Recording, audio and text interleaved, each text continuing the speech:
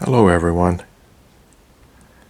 What we have here is a Toshiba receiver that I got as a present around 1977. This thing has been sitting in my garage now for at least 20 years. And if we turn the power on, you see that works. These are still working, and then we go up. We have a Sony CD player, which I believe is also still working. I'm not sure. I don't think it's plugged in. We'll have to find out. And then above that is a Luxman cassette player. And that thing looks like it's still working. Powers up anyway. The CD player, I have no idea when I got that. It would have probably been sometime in the early 80s. That Luxman would have also been in probably the mid 80s.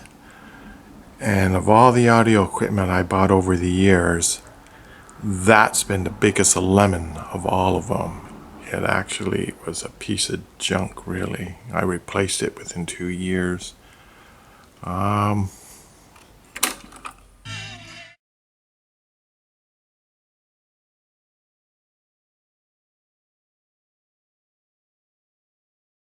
Two speakers that I made. The drivers were pulled out of a set of speakers that were purchased by my parents around 1970, I'm guessing. And they it's one of those units where the turntable, AM, FM radio all built into one, and then two external speakers.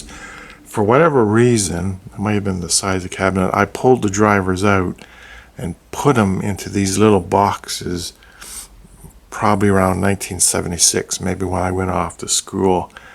And they seem to have, they're also holding up. What I'm going to do is I'm going to take all this equipment. It's been sitting here, like I said, on the shelf for at least 20 years now. I'm going to pull it all out and clean it all up and see what works and what doesn't work nowadays. And then if it works, I'll have a sort of like a retro stereo system that I can use out here in the garage. Vintage, I guess is the word, vintage. So we'll take it all, unplug everything, take it out to the backyard and see if I can take it apart and put some of this deoxit spray on it and clean everything up, and we'll see what happens.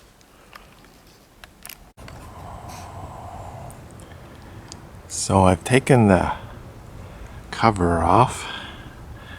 See, this is what the guts looks like on that receiver. And what I'm going to do, I'm going to use a bit of this product here, which is D5. I'm just going to spray it in. It's mostly in where all the contacts are for the switches. And there you can't really see them, they're down in there. But I think that's the part that was sort of not working. Like this would be these guys down in there. So we'll give this stuff a bit of a spray, and we'll see what happens then after that.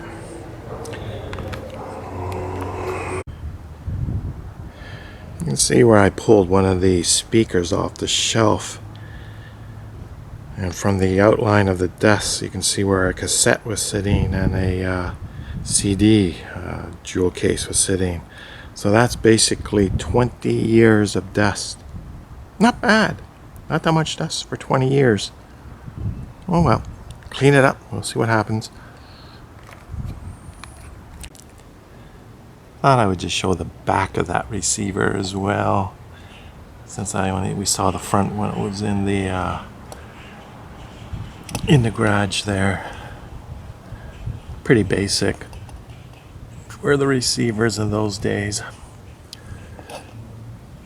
We'll start hooking up a few components, plug it in, and see what works.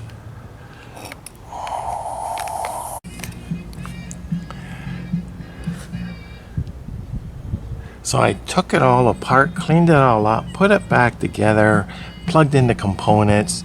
Interconnects are really crappy on this thing. And I discovered one thing on that receiver, and that is that the right channel is blown out completely. So left channel there, and what we're doing is running the two speakers off the left channel, A and B off the left channel, and then we just run in mono, and that sort of works. Obviously something this old and basically this cheap, wouldn't bother getting anything like that repaired, but it cleaned up pretty good. We have a look here. This is the CD player right now, that Sony CD player. And interesting, on the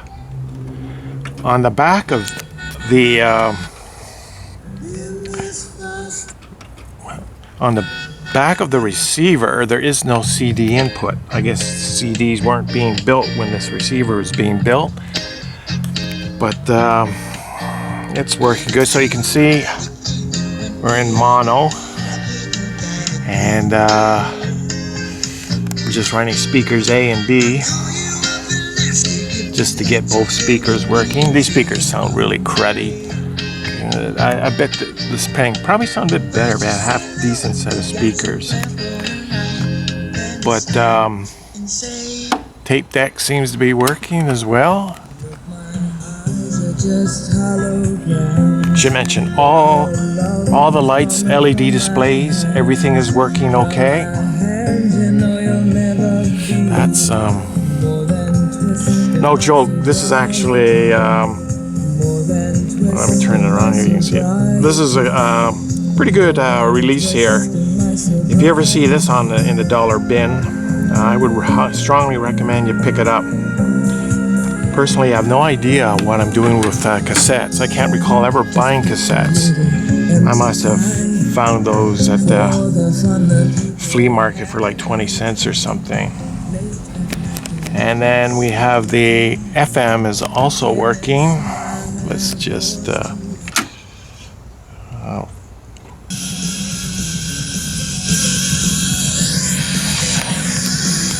we see FM is also working. It's off register on the scale there. The frequency where the pointer is at is not the actual true frequency of that radio station. God, I have no idea what I phone there. But so CD works, tape works, FM works, everything is in mono, which is what I prefer anyway. So I think after sitting for 20 years